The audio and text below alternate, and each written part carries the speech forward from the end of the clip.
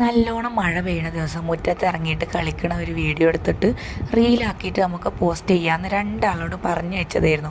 മഴ പെയ്തതും മുറ്റത്തിറങ്ങി കളിച്ചതും മഴ പോയതും എല്ലാം ഒരുമിച്ചായിരുന്നു.